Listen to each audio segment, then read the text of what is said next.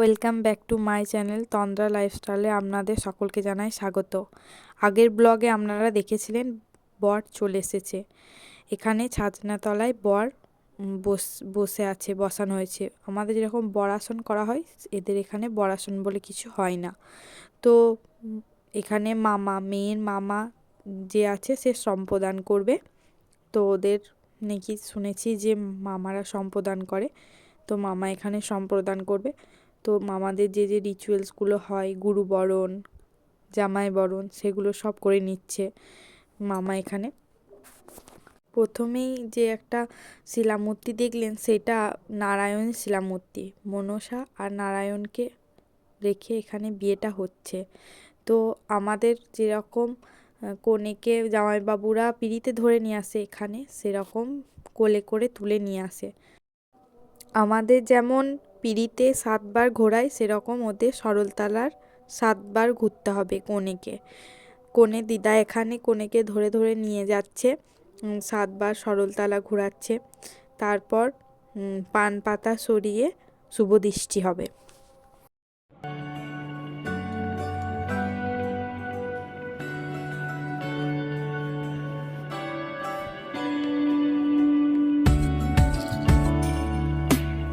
ওদের এখানে জামাইকে আশীর্বাদ করতে হয় মেয়েকে। তো শুভদৃষ্টির ভিডিওটা আর ক্যাপচার করা হয়নি। তো শুভদৃষ্টির পরে হবে মালা বদল। মালা বদলের সময় ছেলে জামাইবাবুরা ওকে তুলে দিচ্ছিল ওপর দিয়ে। ছেলে বলছে, না তুলো না, ও এত উপোস করে আছে। আমাদের যেরকম একদিন উপোস হয়, ওদের 3 দিন উপোস করতে হয়। তো উপোস করে আমাদের এখানে যেমন আকন্দ ফুলের মালাতে মালা বদল হয়, ওদের ওখানে গাঁদা ফুলের মালাতে মালা বদল হয়। আমাদের যেরকম 3 বার মালা বদল হয়, ওদের কিন্তু রিচুয়ালসে একবারই মালা বদল হয়। এরপর হস্তবন্ধন। হস্তবন্ধনের সময় ও একটু মন খারাপ করছিল, একটু কান্নাকাটি করছিল। যতই হোক, সব মেয়েদেরই একটু মনটা খারাপ হয় যে বাবার বাড়ি থেকে শ্বশুর বাড়ি চলে যেতে হবে। সেই পরিবেশটা কেমন হবে, কী রকম হবে। যতই লাভ ম্যারেজ হোক, তবুও একটু মনে মনে কষ্ট হয় সব মেয়েদেরই।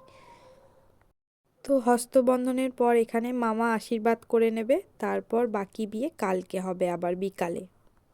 তারপর দুজনে মিলে ঘরের ভিতরে চলে এসেছে। তো কালকে হবে বাকি বিয়েটা আবার।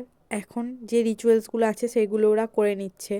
যেরকম কড়ি খেলা আছে, ধান একটা ভাঁড়ের মধ্যে ধান ভরে সেই ধানটাকে ফেলে দিয়ে আবার কুড়াতে হবে, সেই রিচুয়ালসটা আছে।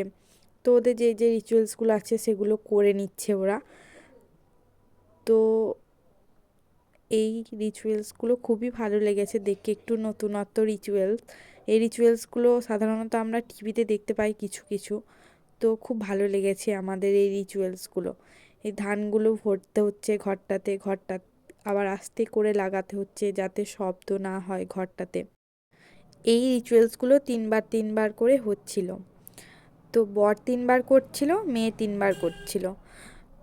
তো ওদের বরের টোপরের টুকরো একটু নিয়ে, মেয়ের মুকুটের টুকরো একটু নিয়ে, যেটা হচ্ছিল বাটির মধ্যে একটা জল দিয়ে সেই টুকরোগুলোকে রেখে ওই টোপরটা ঢাকা দিয়ে দিচ্ছিল, বরের টোপরটা দিয়ে খুলে দেখছিল যে কে কার পেছনে সারা জীবন থাকবে। এরকম কিছু কিছু রিচুয়ালস ছিল ওদের। বিকালবেলায় আগের দিন যেমন বিয়ের রিচুয়ালসগুলো সব মেয়ের বাড়ি থেকে হয়েছিল, এর পরের রিচুয়ালসগুলো সব ছেলের বাড়ি থেকে করবে। ছেলের বাড়িতে সমস্ত জিনিস আনবে, ছেলের বাড়ি থেকে সরলতলা সাজাবে সমস্তটা। এরপর ছেলের বাড়ি থেকে জল ভরতে গিয়েছিল পুকুরে, ছেলের বাড়ির সকলে মিলে। তো জল ভরে নিয়ে আসা হয়ে গেল। তারপর আবার ভাগ্নিকে গায়ে হলুদ হয়ে স্নান করাবে। তার গায়ে হলুদের রিচুয়ালসটা আর আমার ভিডিও করা হয়নি।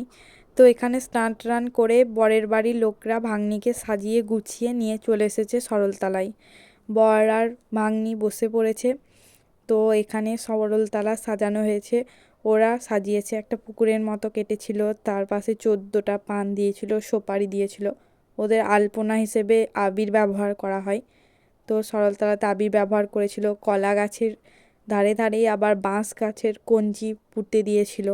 এরকম ওদের যা রিচুয়ালসে আছে আর কি, তাই করেছিল।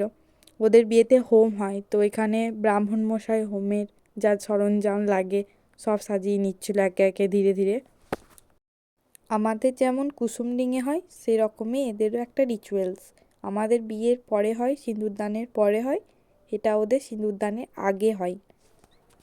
ওদের সিঁদুরদানটাও একটু আলাদা, সিঁদুরদানটাও অন্যভাবে, আমাদের মতো একদমই না। তো এই প্রথম বিয়ে দেখলাম এইভাবে, বিকালে হচ্ছে বিয়েটা। তো ওই 3টে সাড়ে 3টে থেকে আরম্ভ হয়েছিল বিয়েটা, শেষ হতে হতে সন্ধে হয়ে গিয়েছিল। ওখানে রিচুয়ালসে আছে যে বরের মা মানে ভাগ্নির শাশুড়ি মা, ভাগ্নির মুখ সন্ধ্যের পরে মানে সূর্য অস্ত যাওয়ার পরে দেখবে, না হলে সূর্য ওঠার আগে, এই দুটোর মধ্যে দেখে। এরপর যারা দূরে বিয়ে হয়, যাদের দূরে হয় তাদের শুনেছি একদিনেই বিয়েটা হয়ে যায়, সব ভোরবেলার মধ্যে ওরা চলে যায় শ্বশুরবাড়ি। তো এটা যেহেতু কাছাকাছি ছিল বাড়িটা বরের, তো তার জন্যই আর কি পরের দিন হয়েছে বিয়েটা। তো এখানে সিঁদুরদান হওয়ার জন্য 7 পাক 14 বার ঘুরছিল, সরি 7 বার না 14 বার। তো এখানে ওদের 14টা পান সুপারি, যে পানটার ওপরে একটু সিঁদুর লাগিয়ে রেখেছিল, মধ্যেখানে সুপারিটা দেওয়া ছিল, যে 4 কোনা পুকুরটা কেটেছিল এইখানে, ওই সিঁদুরটা নিয়ে পান সুপারিটা ভাগ্নির কোলে দিয়ে দিচ্ছে, তারপর ভাগ্নির মাথায় সিঁদুরটা পরিয়ে দিচ্ছে। আর এর পেছন পেছন বরের বাড়ির লোক যত আছে, কনের বাড়ি যত লোক আছে নাচতে পারে, যার মন ইচ্ছে ডান্স করতে পারে তারা। প্রচুর নাচছিল, প্রচুর মজা করছিল, সানাই বাজছিল। তারপর 14 বার সিঁদুরদানের পর ওদের পরে রিচুয়ালস হলো আংটি হারানো হারিনি। তো আংটি খুঁজছিল এখানে ওরা, ভাগ্নিও খুঁজছিল 3 বার, আর বরও নুকিয়ে দেবে, ভাগ্নি খুঁজবে 3 বার, আর ভাগ্নি নুকিয়ে দেবে, বর খুঁজবে 3 বার। এরকম ওদের রিচুয়ালস ছিল।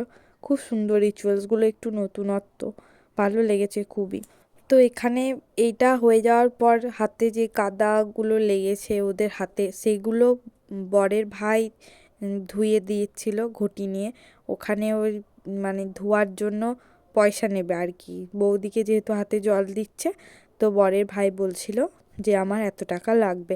তো ওদের যেরকম রিচুয়ালস আছে, মজা যেরকম আছে সেরকমই ওরা করছিল। এরপর যে রিচুয়ালসটা আছে সেটা হলো, যে পুকুরটা কেটেছে এই পুকুরটাকে ভাগ্নিকে কোলে করে নিয়ে পার হতে হবে। এই রিচুয়ালসটার নাম হলো পুকুর পার করা। যে পুকুরটা পার করতে পারলো কি পারলো না, হ্যাঁ ভাগ্নিরা পেরেছিল। এরপর জামাইবাবু, দিদি, আরও সবাই সবাই যেগুলো আছে আশীর্বাদ করে নিচ্ছিল। খুবই মন খারাপ করছিল, কাঁদছিল, জামাইবাবু খুব কাঁদছিল, ভাগ্নিও খুব কাঁদছিল। তারপর ওদের রিচুয়ালসে আছে যেটা চাল দেওয়া মায়ের আঁচলে, এই এটা কোনো দিন মানে শোধ হয় না, এই ঋণটা আমার মা বাবার ঋণ কোনো দিনই শোধ হয় না বলতে গেলে। এটা খুবই কষ্টের একটা মুহূর্ত সবার কাছেই।